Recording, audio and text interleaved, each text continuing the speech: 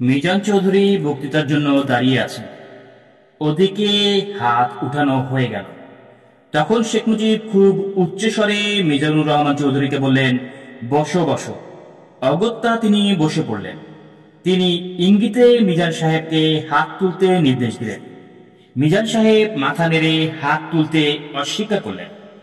এরপর ক্যাপ্টেন মনসুর আলী একদিন মিজানুর রহমান চৌধুরীকে নিয়ে গেলেন শেখ মুজিবের কাছে। ক্যাপ্টেন মনসুর আলী গুমোট ভাব কাটানোর জন্য বললেন, মিজান, তুমি একটা চুটকি বলো। নেতা তো এত কাজ করছেন, তার একটা ডাইভারশন দরকার। শুনে শেখ মুজিব একটু রাগান্বিত স্বরে বললেন, দরকার নেই, আমি ওর কথা শুনতে চাই না। কেন, কি হয়েছে? মিজানুর রহমান বললেন, তুমি আমার কথা শোনোনি, বেয়াদবি করেছ। আমি ইশারা করার পরও তুমি সেদিন সংসদীয় দলের সবাই বাকশালের পক্ষে ভোট দাওনি। আমি আপনার দীর্ঘদিনের কর্মী, চতুর্থবারের মতো সংসদ সদস্য। আপনি শাসনতন্ত্রের যে সংশোধনী করেছেন তা আপনার ইমেজকে জর্জ ওয়াশিংটন বা আব্রাহাম লিঙ্কনের ইমেজে উন্নীত করে না, আইয়ুবের ইমেজে পর্যবসিত করে। এই দ্বিধা বিদূরিত হওয়ার আগ পর্যন্ত আমি কোনো করে ভোট দিই। এই উত্তরে শেখ মুজিব বলেন, এই পার্লামেন্টারি পদ্ধতির গণতন্ত্র গ্রেট ব্রিটেনে এক ভোটে সরকার রক্ষা করেছে।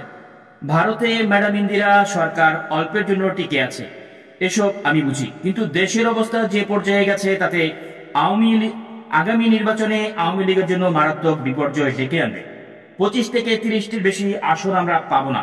তখন জামায়াত অন্যান্য স্বাধীনতা বিরোধী শক্তির সঙ্গে জোট বেঁধে আওয়ামী লীগ ও স্বাধীনতার পক্ষের শক্তিকে কচুকাটা করবে। এই অবস্থা থেকে দেশকে রক্ষার জন্য আমি এই পথ নিয়েছি এবং এটা অত্যন্ত সাময়িক। 80 সালের মধ্যে বিপুল পরিমাণ গ্যাস ও তেল আমরা আহরণ করতে পারব।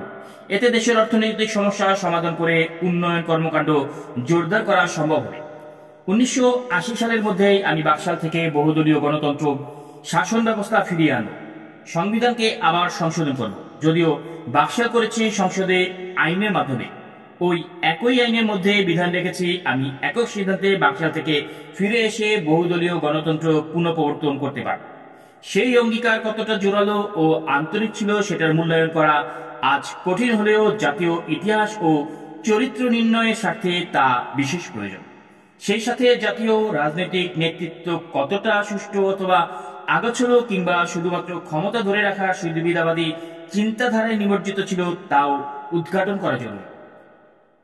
যে কেউ ইচ্ছা করলে সরকারি দল বাকশালে যোগদান করতে পারবে, এটা ছিল সরকারি ঘোষণা। আসলে যোগ না দিয়ে কারো নিস্তার পাওয়ার উপায় ছিল না। ভেতরে ভেতরে সমস্ত সরকারি বেসরকারি দপ্তর, স্বায়ত্তশাসিত প্রতিষ্ঠান, স্কুল কলেজ বিশ্ববিদ্যালয়, সাংবাদিক, লেখক, কবি, সাহিত্যিক এবং বুদ্ধিজীবীদের উপর চাপ প্রয়োগ করা হচ্ছিল। সবাইকে জাতীয় দলে যোগ দেওয়ার আবেদনপত্রে সই করতে হবে। কর্তৃপক্ষ যাকে বিপজ্জনক মনে করে তাকেই সদস্য দেবে না।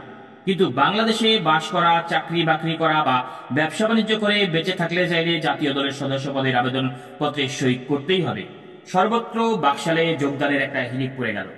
শেখ মুজিব রহমান যেদিন আনুষ্ঠানিকভাবে বাকশালের কেন্দ্রীয় দপ্তর উদ্বোধন করতে এলেন, তাকে স্বাগত সম্ভাষণ জ্ঞাপনের উদ্দেশ্যে গোটা দেশের উচ্চপদস্থ সরকারি কর্মকর্তা, শ্রমিক, কৃষক ও সমাজের সর্বস্তরের মানুষকে হাজির থাকতে বাধ্য করা হয়েছিল। সেদিন ছিল মুষলধারে বৃষ্টি। অবিরাম ধারাস্রোতে প্লাবিত হয়ে ভেজা কাকের মতো সুদীর্ঘ মানুষের সারি কিভাবে রাস্তায় তারা অপেক্ষা করেছিলেন, যারা এই দৃশ্য দেখেছেন ভুলবেন না। মহিলাদের গাত্রবস্ত্র ভিজে শরীরের সঙ্গে একাট্টা হয়ে গিয়েছিল। সুবিশাল জনারণ্যে দেশের নারীকুলকে লজ্জা সরম জলাঞ্জলি দিয়ে শঙ্কিত চিত্তে তার আগমনের প্রতীক্ষা করতে হচ্ছিল।